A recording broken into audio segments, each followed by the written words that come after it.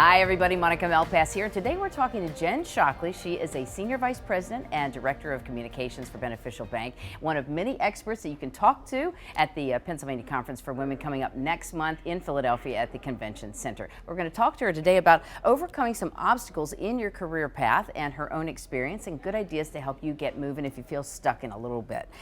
So let's first of all talk about how do you even know what your next step should be? How do you assess your own career?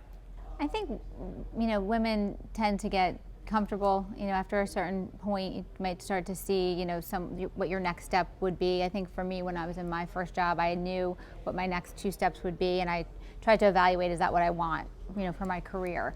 And I think, women just need to really get out there in their company and make their goals known, especially with their boss, and hopefully they have a good relationship with him or her that will make them aware of the things that she wants to do, so that you can be invited to meetings or potentially work on projects that will give you more exposure to different areas of the company. I think people tend to get stuck in their little silo sometimes, and I think that if you have relationships across the organization, it can only make you more marketable when a position comes available. And how about outside your company or maybe even outside your industry? I know you changed with a couple different industries and then went back to one. So what if you want to jump outside your company? Well, I think a lot of things, are right place, right time, obviously. But I think if you're actively searching a position or seeking a position within a different industry, obviously you need to do a lot of homework. You need to understand what the what the job titles are and what the positions entail, and really I think just talk to people. And even if you have to go on LinkedIn and maybe set a goal for yourself and research 2 or 3 companies a week, and then potentially see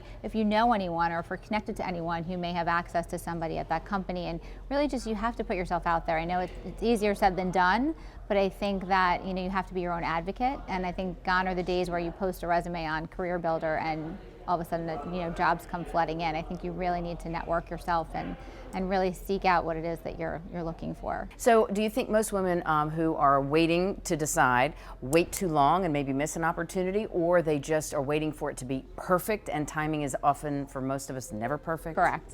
I think that happens to a lot of us. I have a lot of friends who have been out of the workforce for a while and are really just waiting for that perfect opportunity and aren't happy necessarily because they can't find that perfect opportunity. So I think we have a lot of conflicting thoughts in our head, and I think sometimes we overthink things and then become paralyzed, and opportunities don't last that long. And I think that women should give themselves a little more credit for being able to do something even if it's out of your comfort zone. Are there any solid tips you can give people of sort of how to work their way down the road of convincing themselves, even if they don't have perhaps friends in an area? Since you went to college here, would you give them some other solid ideas of what tips they can follow to work their way towards a decision?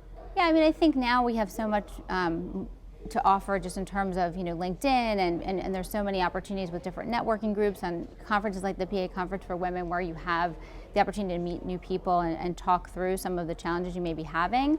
I think the face-to-face conversations are so important. So even if you're interested in a company, now you can go on LinkedIn and there's probably 2 or 3 people that you know or that somebody knows that you could get in touch with. And I think my biggest piece of advice when people come into my office and ask for career advice is, don't be afraid to reach out to people, because I love when people call me and say, can you help me, or I'm looking for a job, or when we have interns that aren't sure what they want to do with their career. I just think that I've always had great success with having good bosses and good mentors and people in my life that I could reach out to and feel comfortable. But I think even now, if I don't know somebody, I'm not afraid to pick up the phone and call them, because no one's going to turn you down if you're looking for help or for advice or for feedback.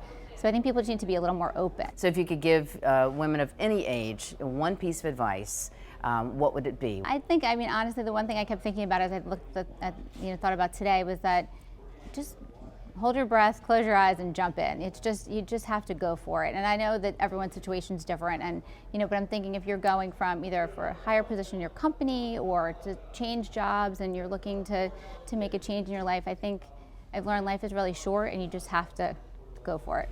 Thank you so much, Jen Shockley. We really appreciate your time. Thank you for being here. You can see more of Jen's information and lots of other folks who are experts in the industry at the Pennsylvania Conference for Women. It is on Thursday, October 6th at the Pennsylvania Convention Center, and I'll be there as well. Hope to see you. Have a great day.